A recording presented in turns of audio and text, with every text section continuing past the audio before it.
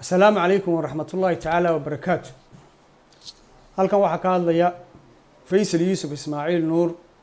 waxaan fariin u dirayaa ummadda Soomaaliyeed oo dhan meel kasta ay joogto marka ugu horeysa iyo ummadda muslimiinta meel kasta ay dunida dacaladeeda ka joogto waxaan si gaar ah ula hadlayaa oo ugu dirayaa dadka Soomaaliyeed ee ku nool dhammaan dunida dacaladeeda.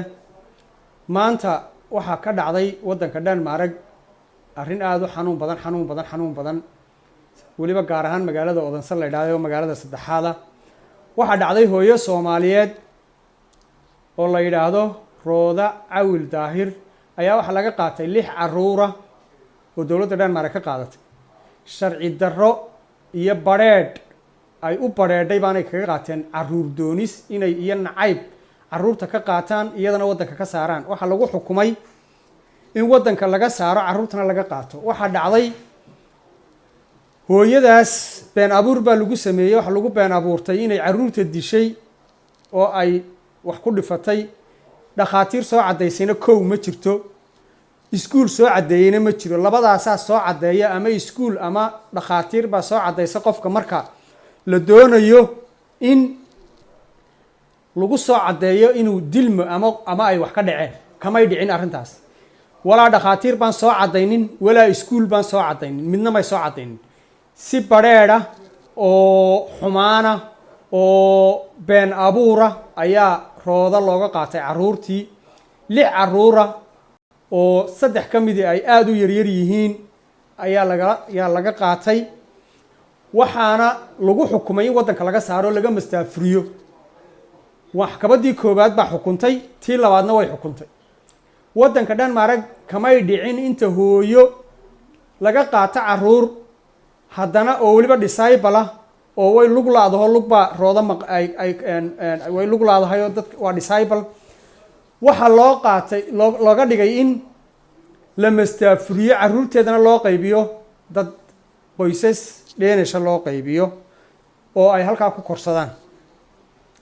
waxa la doonayaa in laga dejiyo wadankii Soomaaliya la oran jiray ama Muqdisho oo Soomaaliya ama Somaliland labada kolba kii u fududaaday inay geeyaan bay doonayaan.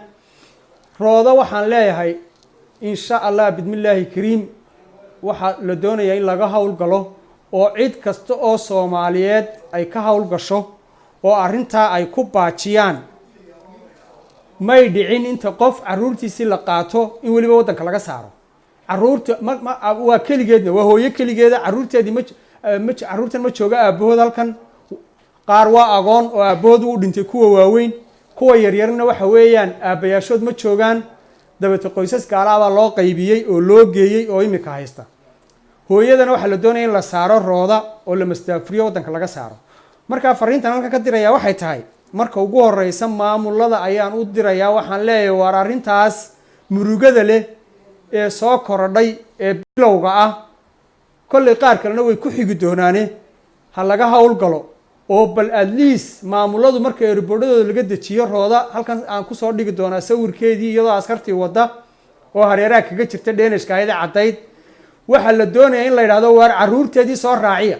intaas oo kaliya waa ku filan dawladda. intaas oo kaliya hadii loo yiraahdo Rooda caruurteedii meeday iyo annaga la hadhnay caruurteedii annaga la hadhnay dee siday ku suurtagal ku tahay. intaas oo kaliya doonaysaa cid u tiraahdo oo xagga Soomaalinimada iyo xagga aakhirada wax kaga helaysa.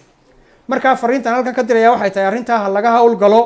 maamul kasta oo arrintaas lala soo gudboonaysiiya ha ka hawl galo oo ha ka fiirsada arrintaa hooyada Soomaaliyeed ee dhibaatada inta leeg ku dhacday ee caruurteedii ay dhashay ee caloosha ku qaaday ee ay iyadu dhashay ee dihatay iyadoo waliba disciple inta qoysas gaala loo qaybiyay haddana la yiri waa lagu mustaafirinaya wadanka waa laga saaraya.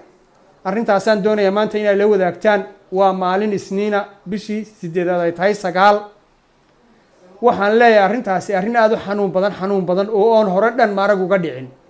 waana maxkamaddii labaad ee darajada labaad baa xukuntay bilaa markhaati bilaa cadayn bilaa waxba ayaa lagu xukumay. walaa iskuul baan imanin walaa xanaano caruur baan iman walaa dhakhaatiir baan iman. maxkamaddaasi saasay tii labaadna ku dhacday.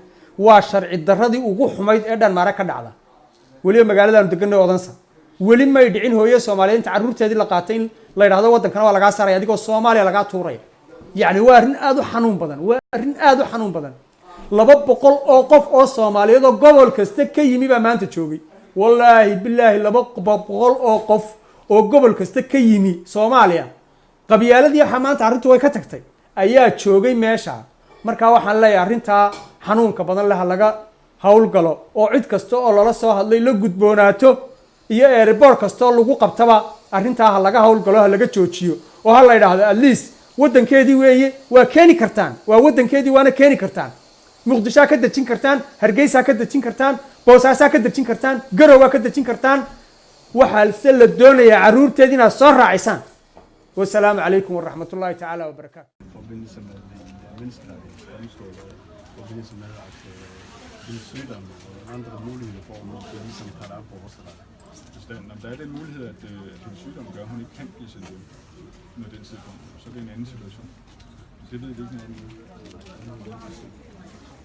Det er med for det.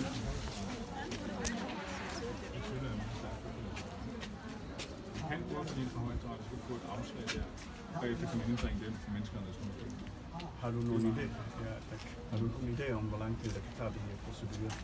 Altså med højesteret, der tager det 14 dage plus et par måneder. Og menneskernes domstol, det tager 4 år. Så det er lang tid.